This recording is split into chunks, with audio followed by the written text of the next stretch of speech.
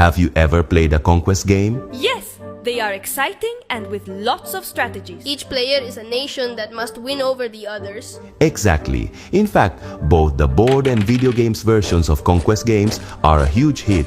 Do you know why?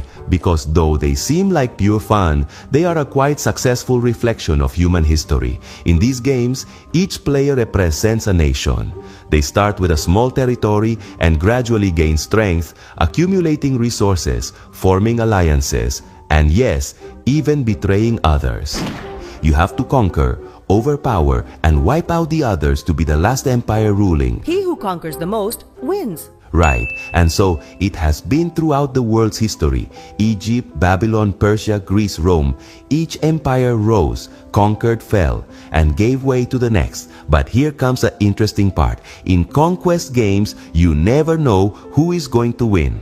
But in real life, on the board of human history, we already know who will triumph. The Bible reveals that clearly in Daniel 7, prophesying about Jesus, he was given authority, glory, and sovereign power. All nations and people of every language worshipped him. His dominion is an everlasting dominion that will not pass away, and his kingdom is one that will never be destroyed.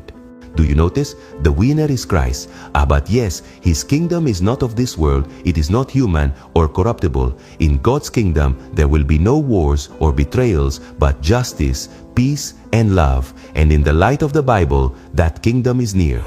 Sabbath School Like presents the series, How to Study Bible Prophecy. Lesson 4, The Nations, Part 1. Listen carefully. The nations aren't just geographic names in the Bible. They aren't just there to inform us. Many of them are pieces on the prophetic board. Prophecies don't mention the nations by accident. They do so because there is a divine purpose behind their rise and fall, and there is a message for us. That's why this week's question is, why are the Bible, especially the prophecies, full of allusions to the nations of this world? First, because the nations are a symbol of human history.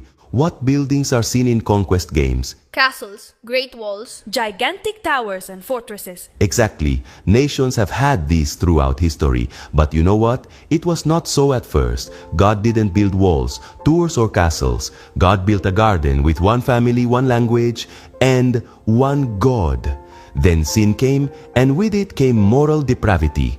God sent a flood, but even after that, Genesis 11 narrates that the whole world had one language and a common speech. God asked Noah's descendants to fill the earth.